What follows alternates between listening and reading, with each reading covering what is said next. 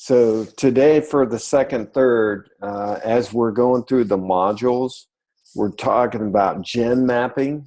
And you guys are pros at gen mapping. So I'm going to put a spin on this and just kind of solicit your feedback on why we do gen mapping and how it impacts our coaching. And then I'm going to show you some gen maps, and I got the primary kind of rubbed out so you won't know who it is. And if you do, don't guess out loud because this is being recorded.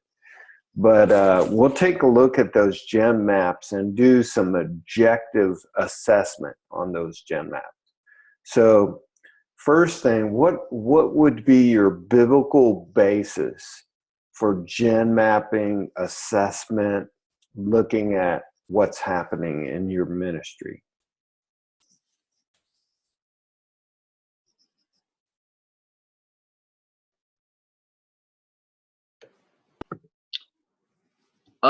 It's kind of a big picture, but in terms of biblical basis, Jesus gives this command to go into all nations. And he also gives this promise in Matthew 24:14 that this gospel will be preached in all the world. And so it seems that we've been given God's will. So it seems logical that God's rational people would then begin to systematically break down that into pieces. And so that's partly what we're beginning to think through, who has and who has not heard the gospel, in order to complete the mission that has been assigned to us by God. Okay, great. So you're saying, Daniel, it's intuitive for us if we've been given a command to assess whether or not we have obeyed it. Yeah, I like it. I think, too, you could look at Mark 6, the early part of Mark 6, where Jesus sends his 12 disciples out to minister. And I often use this, too, even using it as a biblical basis for accountability, is it calls in verse 30, those same disciples who were sent out to do ministry came back and reported to Jesus all that they had done and said. So it seems to me there's a biblical pattern right there. And I tell folks, if it's good enough for Jesus, it's got to be good enough for us. And why don't we in groups ask each other how we're doing and who we're reaching and this sort of thing? Good. I like knowing the condition of your flocks and herds. I think when you see how well people are aware of who they're helping and where they're at, then you can tell where they are at, how well they are caring for the flock, and know the conditions so that they can be making either adjustments or blowing into their lives. Yeah, Proverbs 27:23, not just quantity, but quality. So not just the number of your flock, the condition of your flock. Good, like it. Aaron, any feedback? Yeah, I like all the stuff that was said. I guess I would also look to fourth generational verses and examples in the scripture, which there's a ton. 2 Timothy 2:2, John 17. But if you're using the biblical basis for fourth generational disciple, again, we're looking after the disciples that are disciples who are making disciples. So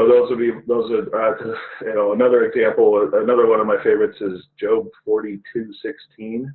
The second to last verse in Job, after he goes through all the stuff he went through, says this. It says, after this, Job lived 140 years and saw his sons and his sons' sons, even 4 generations. So that's pretty direct. Even after all he went through, and his family restarted, he lived long enough to see 4 generations. So another good 4-gen verse. Yeah, and if we put a premium or value on generational ministry, then we're going to assess that. Anything you value, you evaluate.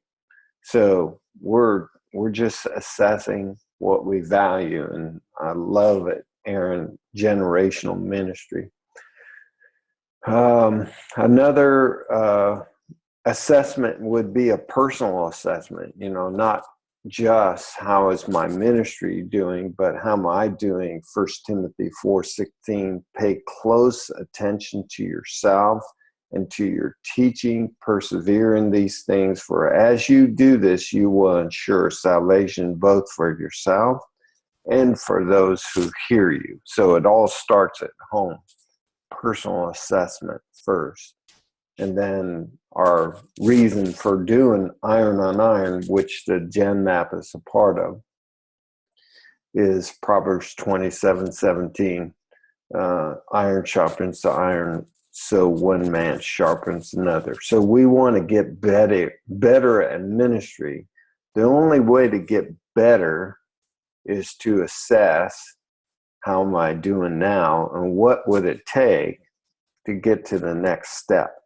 And what would it take comes from the Word of God, the Holy Spirit, and from fellow believers that are speaking into my life.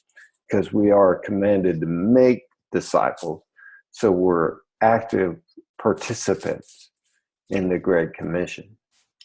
So good solid biblical basis. We could go on and on and on about this.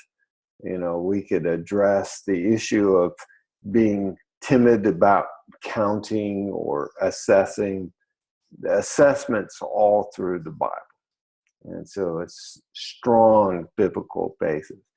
I think the one caveat that we need to add is we're assessing not to make ourselves look good. We're assessing to do a good job and glorify God. So we're trying to make God look good, not us. So that's the pitfall. But in any discipline, there's always abuses.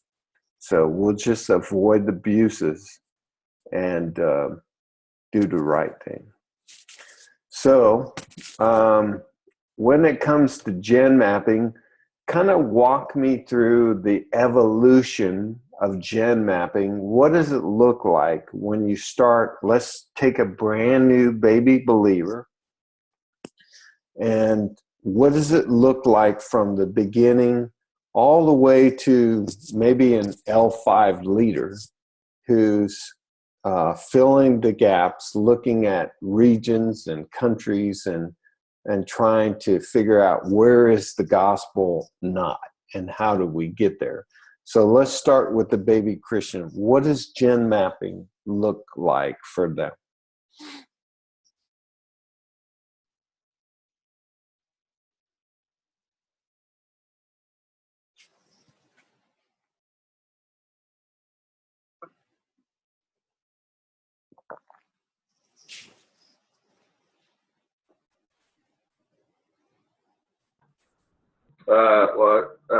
For me, it starts with an oikos map.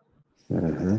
So, they're usually baby Christians that are super excited to share their story and Jesus' story with everybody they know. So, I'm one of the first things I'm training them in is an oikos map, which is just a visual representation of who they're going to be sharing Jesus with, and it's really a visual representation of fourth generational disciple making. Mm-hmm.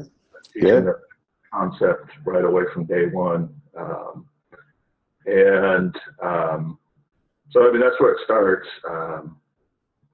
That's real similar to generational. That basically your oikos map should turn into your gen map, so to speak. Right. But I don't really, with a brand new baby Christian, I'm not introducing gen mapping on day one. I'm starting with oikos mapping, and then as they're seeing people come to relationship with Jesus, then it'll eventually develop into a gen map, and I'll introduce that concept. But I usually will wait until they have, 5 to 10 people that have accepted faith. If there's less than 5, we can keep track of that mentally and verbally through our conversations, and then But once there's too many people to keep track of in our heads, it's like, okay, hey, let's get this on paper, let's get this on a computer thing or a paper thing, and so that we can visually track where you're at, how you're investing your time. Once they start having too many people for the amount of time, we need to have a good way to visually prioritize who we're investing our time with. Good. So that's when I moved from Oikos Map to Gen Mapping. Cool. Somebody else want to throw in on that? That was good. So if you're a brand new baby Christian, very likely the second prayer you're praying is then a prayer for people that you know that are lost. And we'll have people make a simple, I call it like a spider chart, and say, maybe you remember this from school. We did these web charts. This represents you in the middle, and we're going to think about some people that you know that are far from God. And so they begin to list other people. And we say, sometimes it's helpful to say, hey, we're going to pray over these people that God will minister to them, so that they're not exclusive and they begin to think who's savable. We start off saying, who are you going? You're going to go make disciples from these people. Then they start thinning the herd, and they'll get the people that they think are savable. They say, no, God can save anyone. So think about people that are very far from God. We want to pray for them. And so off they go, making the list, and say, let's pretend for a moment that one of these people came to Jesus. Who could they go and share to? And then we'll draw another line, making it a second generation, and maybe a third. So in the end, they have looks like a web with them in the middle and a bunch of names going out, second, third generation. And man, it's just a great opportunity at that point to cast vision to them and go, look, God loves all of these people. He bled and died for all of these people right here. And without his gospel, without them hearing the gospel and surrendering to Jesus like you had, all of these people are going to hell. They were to die right now, where would they go? Yeah, that's right. But look, God's doing something today. God's chose, he's going to save that person right there. He saved you. And man, we know that he saved you because he loves you, but he also saved you because he loves all of them. And they really grabbed the vision at that point and realized, man, this is my ministry, So I'm going to help you minister to these people. I'm going to be like a coach to you, but this is your ministry. God's put you here in the middle of all these lost people because he loves them. So what you're doing, Daniel, is right out of the gate, you're casting vision for a baby Christian using Oikos mapping, web mapping, relational network, whatever you want to call it. You're casting a vision that these people are lost and need to hear the gospel, but so are the folks that they know. So that's great. Okay, so let's move into the arena that Aaron was talking about. Our Oikos map is starting to turn into a Gen map, and they're, let's say, an L2 leader. Okay, they have a church. They're leading a church. How does the Gen map evolve from there to the next step?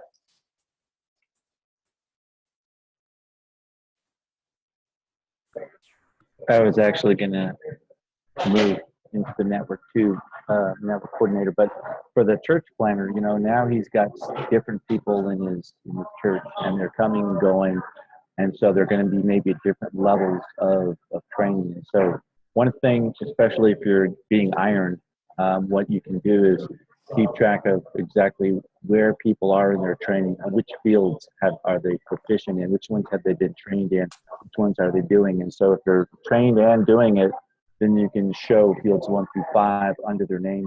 You can show whether you baptize them or not, which would make you a baptizer.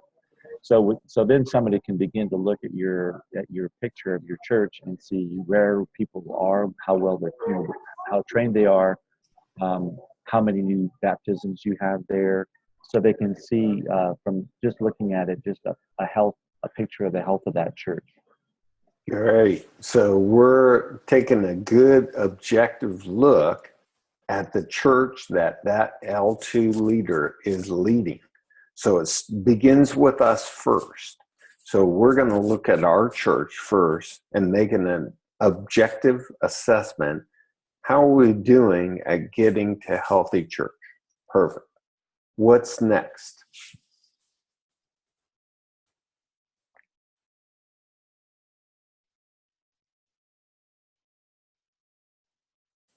When you look at generations coming out of the church, what's coming out of it?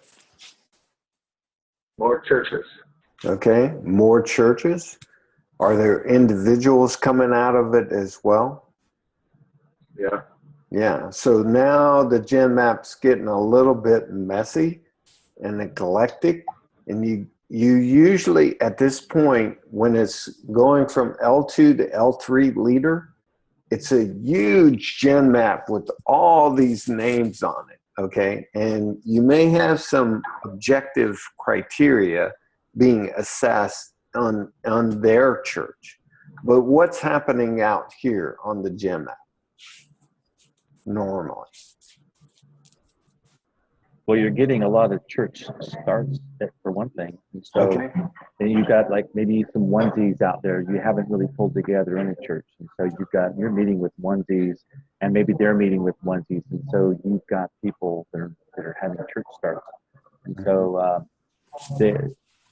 there may be individuals and then some of them hopefully will turn into groups, churches of people and start to talk about whether functions of the healthy church are developing. I haven't been able to get more than one church to healthy church, maybe two, maybe. So I don't know a lot from here on out, but you want to keep track of their functions and how healthy they are that way. Mm-hmm. So here's an example of what I would call an oikos map.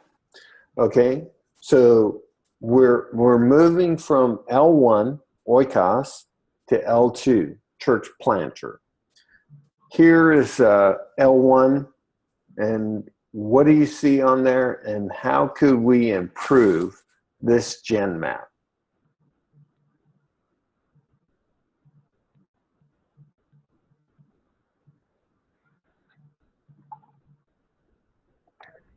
You could put more information about those individuals, although you can see that obviously some are reaching out. We don't know their training level.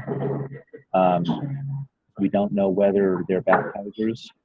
Okay. We just give some more information about the individuals. Okay. Whether they're lost or saved would be good. Whether or not they have been baptized, whether or not they are baptizers, those are all good objective criteria that would improve this Gen Map. So why would we be, quote unquote, that nitpicky with an L1 leader in getting some objective criteria on their Gen Map?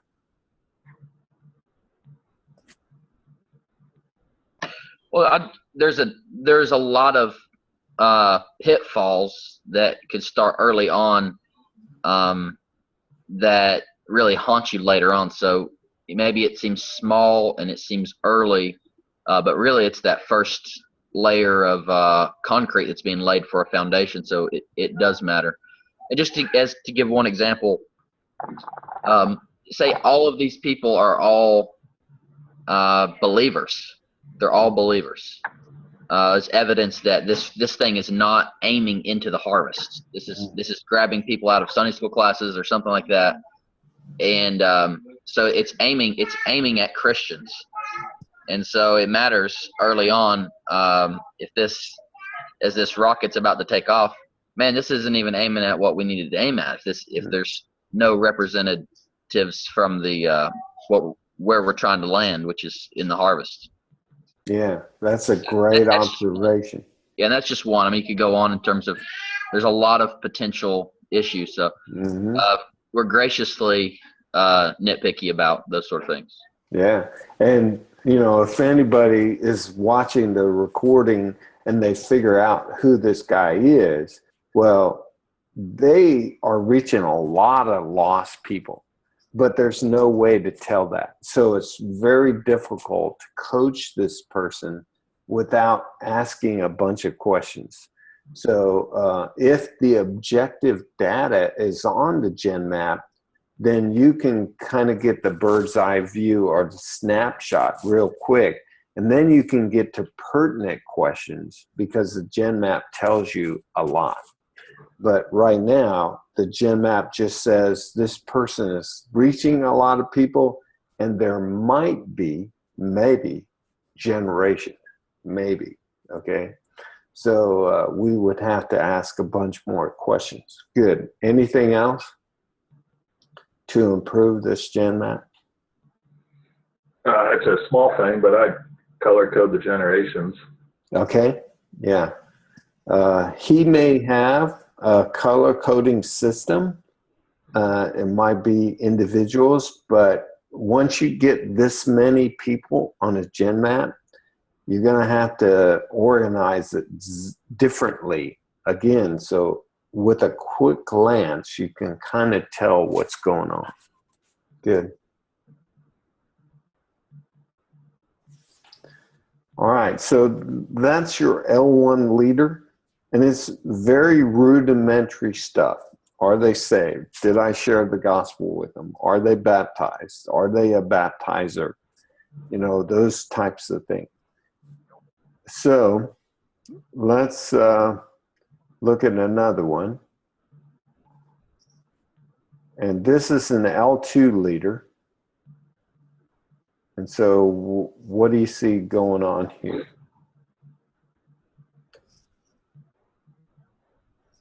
I'd say this guy's a pretty effective L2 leader because actually those are all churches because I don't see any dotted lines. Ah, So those are all churches. So you can see what functions of health they've attained by the number of functions that are existing in the church. You can see exactly what's happening. So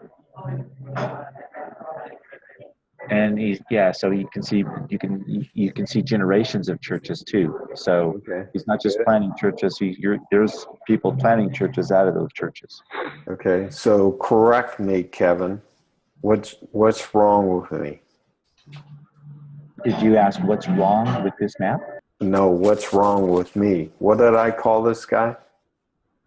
You called him an L2 leader, which is a church planter. Like this guy's a network. He's an L3 leader. All right, this guy is an L3 leader. Okay, good. What else do you see? Because the distinction between an L2 and an L3 leader is an L2 has a church and a bunch of individuals. And L3 is starting to multiply churches. So a big difference between a CPM and a DMM, church planning movement and disciple making movement, is now we're starting to see multiplying churches coming out of it. And if the church is healthy, it's naturally multiplying disciples as well. Okay, any other observations about this GenMap? I would just obviously, like Kevin said, this person is to be commended and encouraged. But I've seen my own map look even more busy than that, and so I'm wondering about this person, the bandwidth for time. If they're meeting every week with 7 churches personally, are they giving the 2 churches that are making some attempts at reproducing, are they giving them enough attention given the other churches that they're starting? And then, with that same thing, time matters. So, how new are some of these churches? They've been around a year and not reproduced. It's not that they're not worthy, but it's just that this person over here, Mendez, who's reproducing, is more worthy. And they're worthy of that time of the L3 leader. Yeah. So you would recommend, Daniel, that they put the start date for the church on the Gen Map. That's what I hear you saying. That would be very helpful information.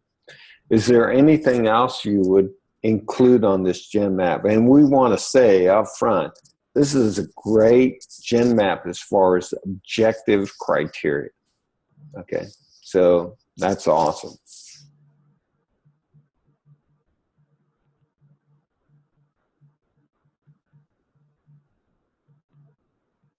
It seems, Chuck, one thing with this Gen Map is that we don't necessarily know if it's just the leader in the group who's doing a tremendous job.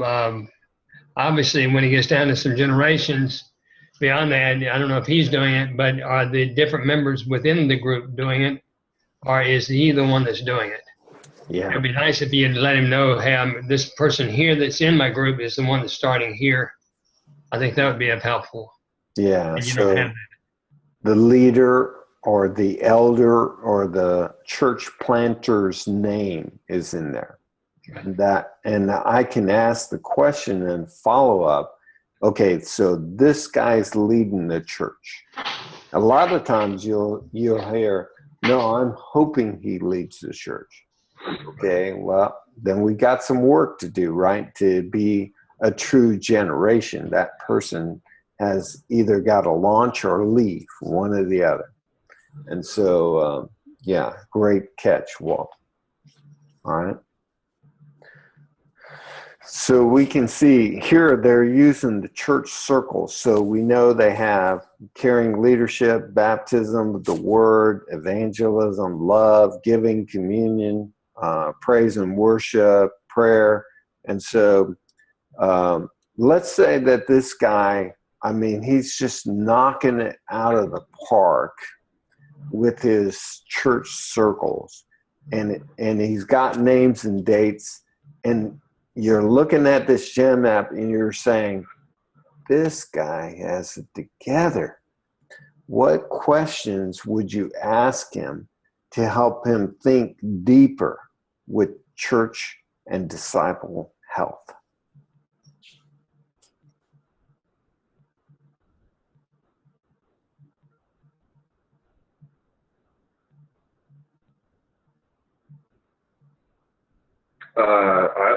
Personally, I'd just do what I always do. I just start asking people questions from the Four Fields map. Mm-hmm. I start with abiding and ask abiding questions, field 1 questions, 2 all the way. I start going through and asking questions so that I can assess. I'm assessing and helping them to assess where they're doing well and where they could use some improvement. Okay, good. Somebody else. I'd ask him, just where are you stuck, because he's got some growth, but where are you stuck? Why has that one multiplied and the others haven't? Okay. Age, things like that. Mm-hmm. Good. Age of the church, not age of the people. Mm-hmm. Mm-hmm. Good question.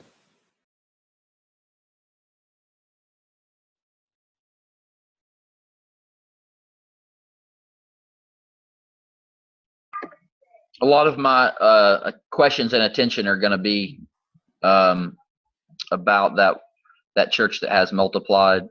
Mm-hmm. Are they all walking away with the Gen Map also? Since we're talking about Gen Map,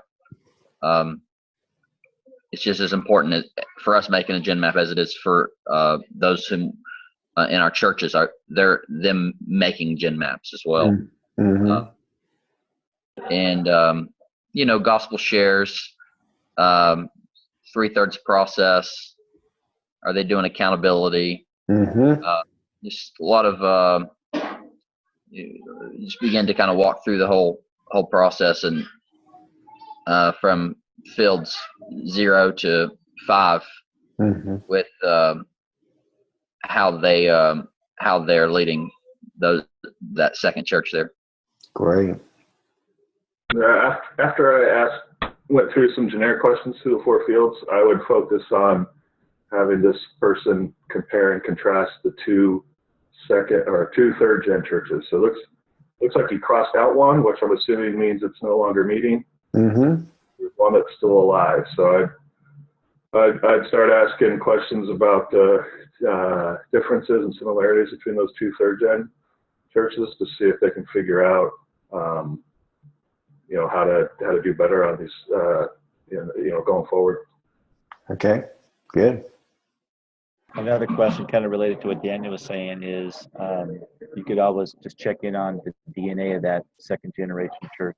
Are you attending? Have you attended that church? Do you know how well the DNA matches the original church? Good. Yeah. And so you're taking it the second, third, fourth level deeper in your questions. Like, I noticed that in the second generation church, you got all the church functions in the church. Okay, so they're in the Word. What are they doing as far as the Word of God? Well, they break out the daily bread and they read the one verse and then the paragraph. Okay. We need to do some work on that second generation. That's a DNA issue that you were talking about, Kevin and Daniel. So you're going to probe a little deeper. Okay, your third generation has baptisms.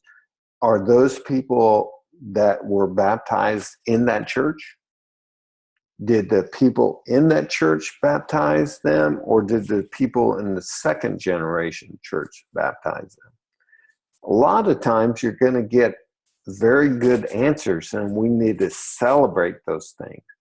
But you got to look at, not only is the symbol in the circle, but church health is about how well they're practicing that particular element downstream. So it's not just, hey, I got my little symbol in the circle, so we're good.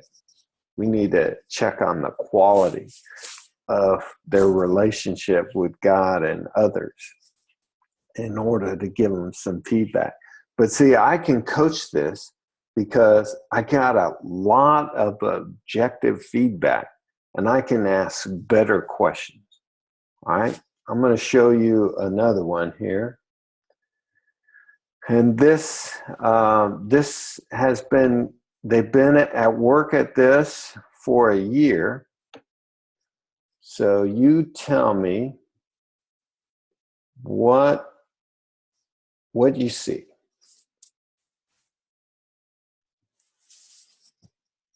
This is a year progress.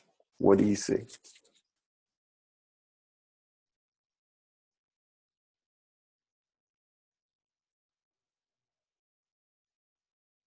I see someone that needs a vacation. So they're working their brains out. Okay, good. Now, these, what else do you see? I was going to give you some answer, but I'm not. Well, we don't see generations, and if he's working hard, is he passing that on? Is he vision casting? Is he, what are they sharing the gospel? Is he modeling for them? Is he is he doing some ironing? Do they know what they're supposed to be doing? Things like that. Now, is it because there's no generations that they haven't annotated the generations, or is it just because they're not thinking generational? That's a good question. You'd probably have to ask them.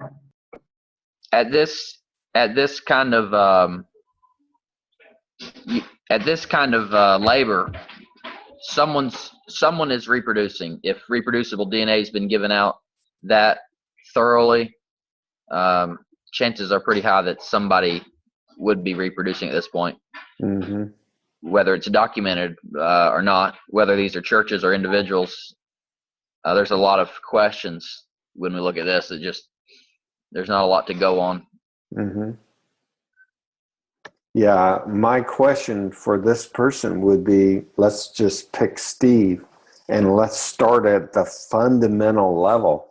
I would say, does Steve know any lost people? See, there's where your generations are going to come from.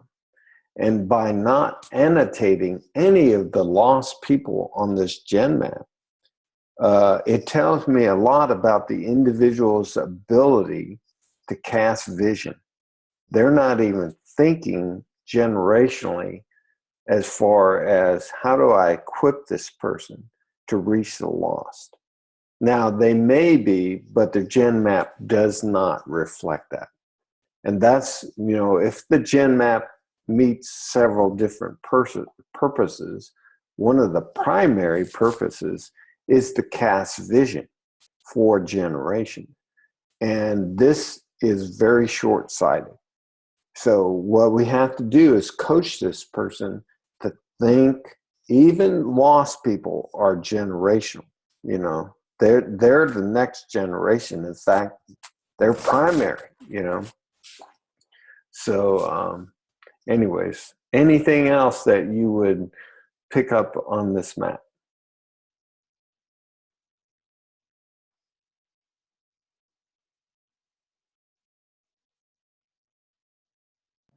Well, the fact that he's got a lot of, I can't really read those, but I guess those are names.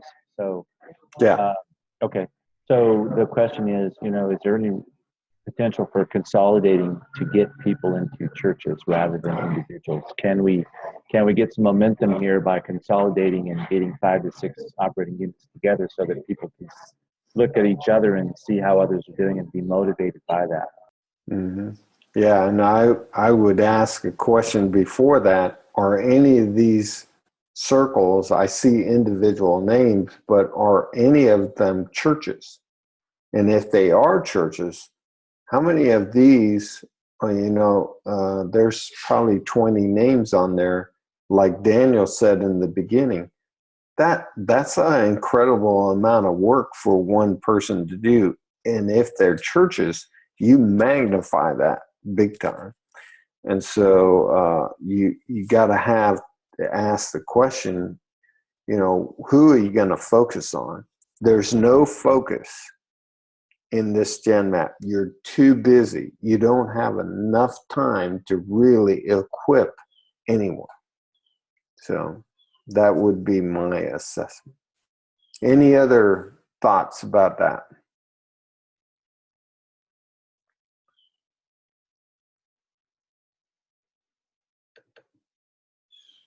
So would this guy be the L2 leader that you were, this guy be an L2 leader? He's only been doing it a year and these are mostly good. Yeah, he's the L2. Mm-hmm. Okay, I'm going to show you an L4 leader. And let's make some assessments here. Okay, there's our L4. Actually, let me do this. I'm going to go to, no, then you'll see the name. So that's as much as I'm going to give you. It explodes out in different areas, but you see it. What are you picking up? It might be too small to read.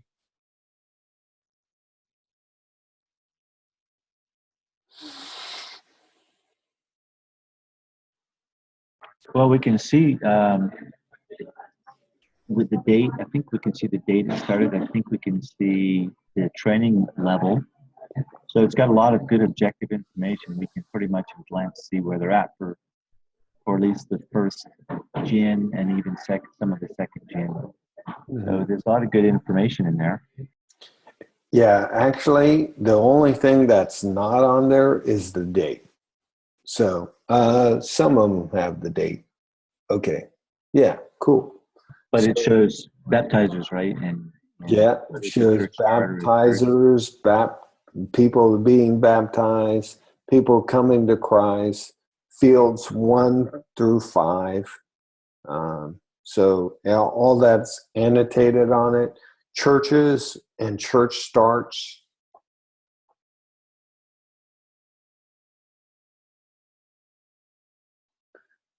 Anything else?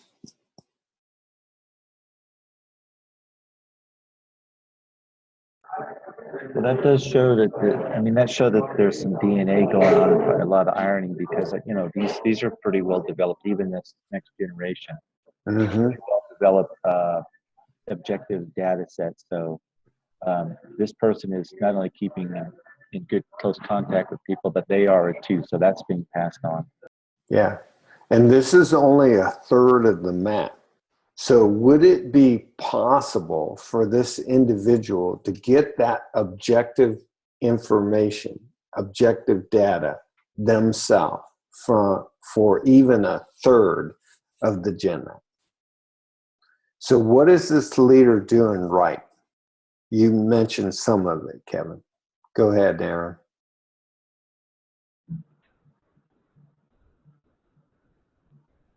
What is he doing right? Yeah. He's doing a good job of training disciple makers to make disciple makers. He's pushing the DNA downstream and ensuring that they're doing a good job of making disciples who are making disciples.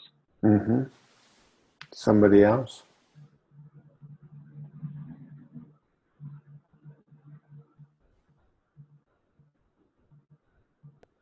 I'd say he's doing his ironing on iron on iron. Mm-hmm. He's mauling well, and I'd say he's passing DNA on well. It's just when I'm looking at it.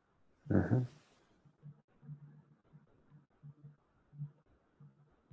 Now, here, the color coding allows you to, even at this zoomed out level, to see generations mm-hmm. more easily. Yeah. And this individual is probably one of maybe 5 or 6 people in the U.S. that's getting to 5th generation church. So that tells you a lot about his caring for the flock and ability to coach downstream with objective information. Now, notice there's no church circles here. What would you say about that?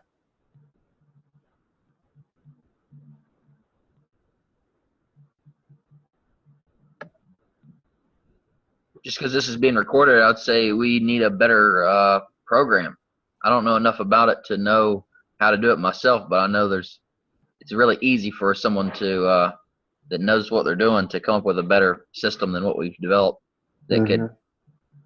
could both give us a snapshot of individuals as well as how they're doing collectively as a church. So our church circles diagram is another that would be another thing we would want to see from this person, is to see this diagrammed in terms of church health.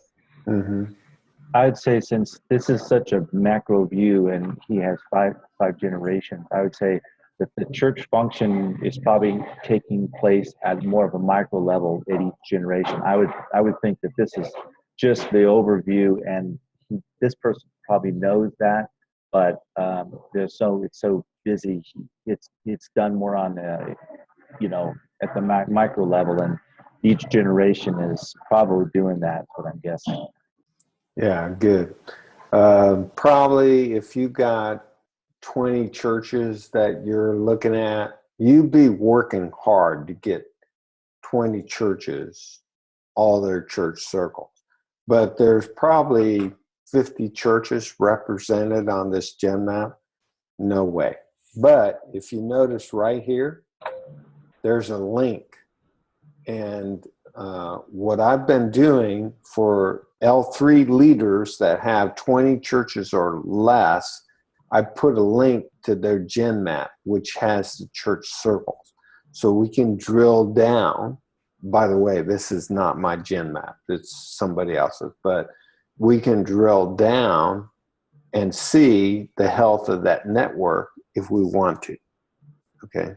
But so part of the evolution of gen mapping is the further along you go and the bigger the network grows, you're still going to have objective data but that data shifts a little bit, and it's going to be less.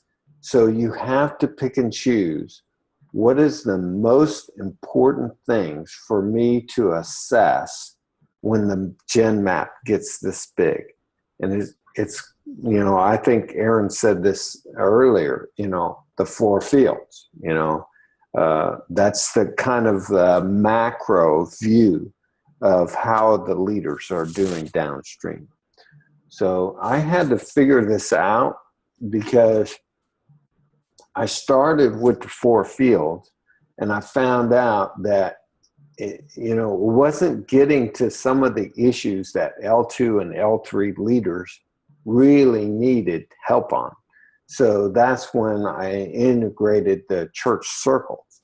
But when you're talking about brand new baby Christians or people just starting and they have an oikos map, well, even that oikos map needs objective information on it to coach it. So, it's going to look quite a bit different as it matures. And we just have to realize that, and mature with the network as we're becoming good coaches. Any other comments or questions about this?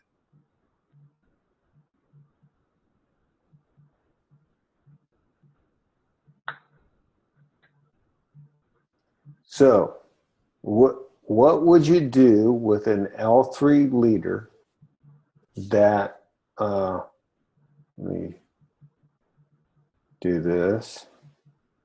What would you do with an L3 leader whose gen map looks like that?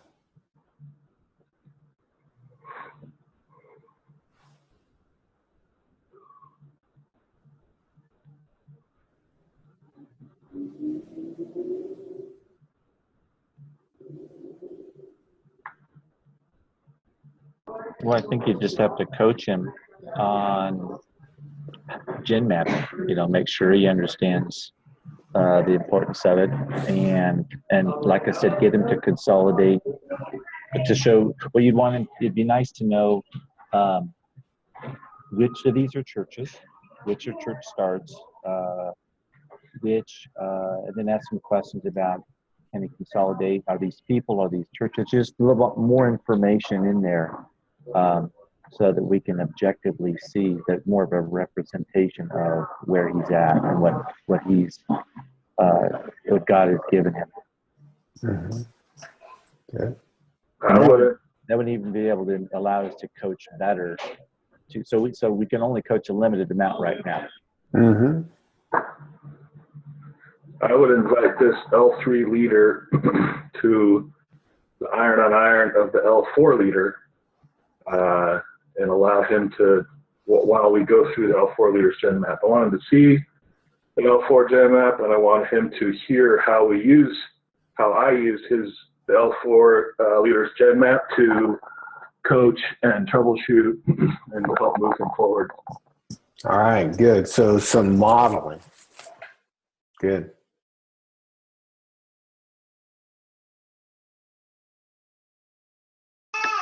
And it's probably going to take some repetition too.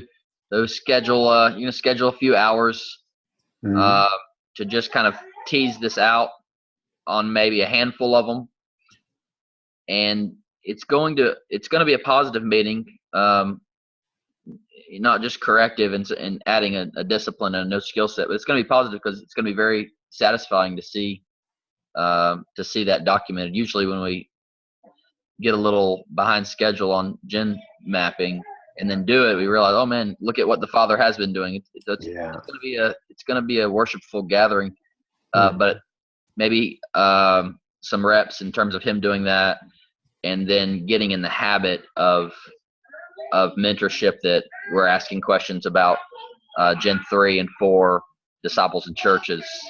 The other thing would be, in terms of goal set, leaving that meeting would be, if his map looks like this, chances are no one he's been leading has a better map. So go and repeat this. Great. So last admonitions. By the way, this person's gen map doesn't look like that anymore. So praise God. You can't coach what you can't see. Gen mapping is not about reporting necessarily. It's about coaching. And it's about helping people get to the next step, the next level of leadership. It's about knowing the condition of the flock so that we can help them.